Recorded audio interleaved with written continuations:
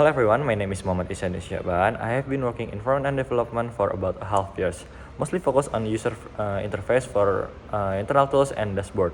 I have experience in technologies like React.js and basic HTML or CSS. In my recent experience, I helped develop the dashboard view for Startpage agency. My strongest advantage is user experience. For a simple internal tools, I make sure the internal tools is clean, easy to navigate, as responsive. For my disadvantage, I'm still improving my skill on performance optimization, especially when dealing with a large amount of real-time data loading into complex charts. Jadi salah satu proyek yang pernah saya kembangkan di sini adalah sebuah portal pelanggan.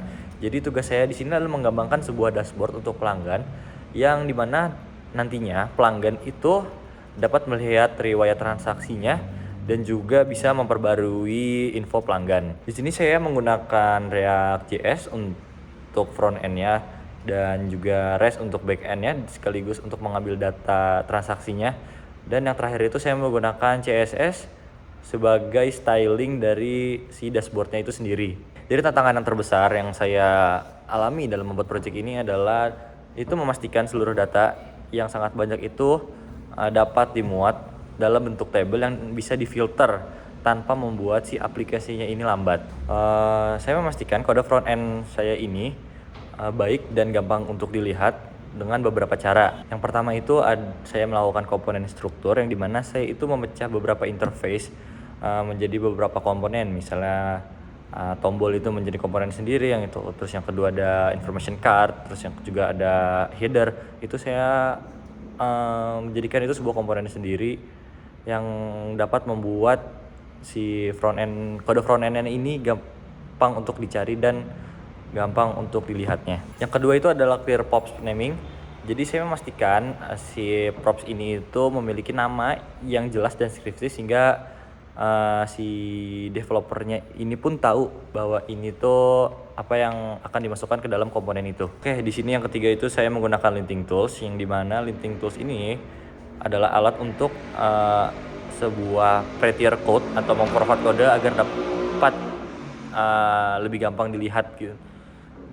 Jadi semua kode itu terlihat konsisten dan rapi, yang dimana itu sangat berpengaruh untuk maintenance kode dalam waktu jangka panjang. Yang keempat itu ada basic error handling. Di sini saya menaruh sebuah try and catch yang dimana jika ada sebuah crash itu maka ada bagian penting aplikasi yang mencegah crash total jika API gagal. Jika ada deadline ketat dan terjadinya bug besar, di sini saya akan melakukan beberapa langkah. Yang pertama itu ada stop the bleeding.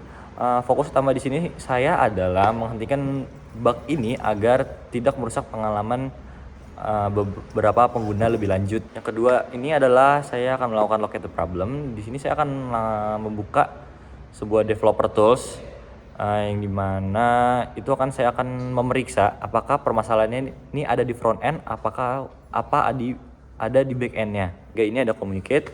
Jika terjadi bug-nya itu pada perihal data yang dimana itu berarti adalah tugasnya back end, maka saya akan memberitahu kepada tim bug-nya si back end ini. Yang terakhir itu saya akan melakukan quick fix, di mana sini saya akan menyelesaikan sebuah bug-nya itu secara cepat gitu kan, tanpa menambahkan fitur baru. Jadi alasan kenapa Anda harus memilih saya itu karena saya memiliki kombinasi yang tepat antara kemampuan teknik dasar yang solid dan sikap yang sangat proaktif.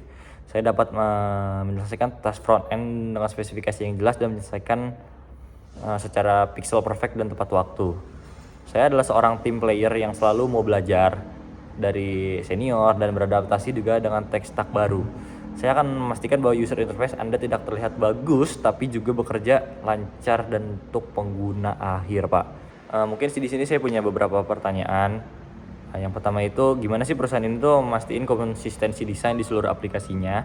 Dan yang kedua itu apa yang biasanya menjadi kolaborasi terbesar antara tim front end dan tim back end di sini, Pak?